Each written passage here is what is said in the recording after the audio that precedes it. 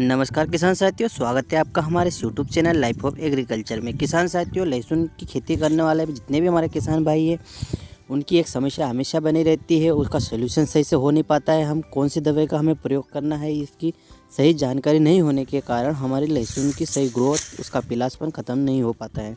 तो किसान साथियों, हम आपको उसी के बारे में जानकारी देने वाले हैं। तो किसान साथियों, बने रहिए। अगर अभी तक आपने हमारे चैनल को सब्सक्राइब नहीं किया है, जल्दी सब्सक्राइब कर लीजिए। तो किसान साथियों, लहसुन की मेन समस्या ये रहती है, उसमें पीलापन बहुत रहता है और पीलापन दूर नहीं हो पाता है। दूसरी चीज़ किसानों की ये रहती है कि वो अच्छे से ग्रोथ क्यों नहीं करती है, उसका पौधा नहीं बन पाता है।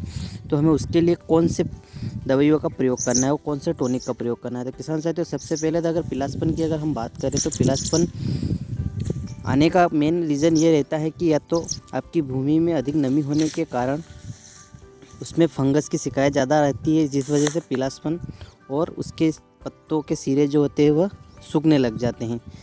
दूसरी चीज़ ये रहती है कि क्लाइमेट भी इस पे डिपेंड करता है। अगर अधिक धुंध वगैरह मौसम ख़राब रहता है तो धुंध की वजह से भी हमारे फसल में पीलापन आना शुरू हो जाता है।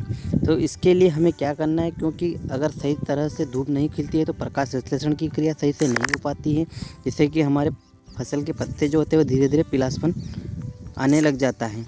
तो उसके लिए हमें प्रयोग करना है होमिक, 90% वाला, होमिक से ऊपर वाला ही हमें प्रयोग करना है स्प्रे में।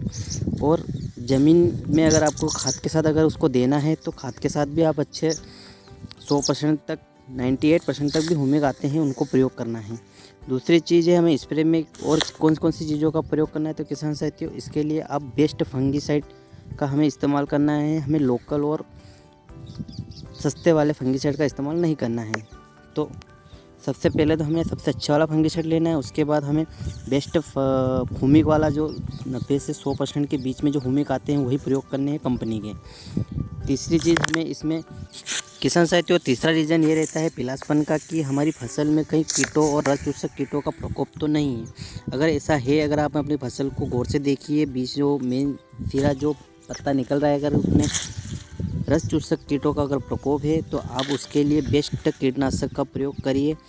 बहुत सारी कंपनियां आती है जिसमें आप प्रोफिनोफास भी दे सकते हैं, लेमड़ा भी दे सकते हैं, दूसरे टेक्निकल भी आते हैं। तो अब बहुत सारी कंपनी ऐसे दवाइयाँ दे रही हैं, तो आप उसका प्रयोग करके भी इन कीटों का नियंत्रण कर लीजिए, जिससे कि आपके जो पत्ते को रस चूसक कीट है उसके कारण भी आपका फसल में पीलापन हमें दिखाई देता है, तो उसका भी हमें प्रयोग करना है।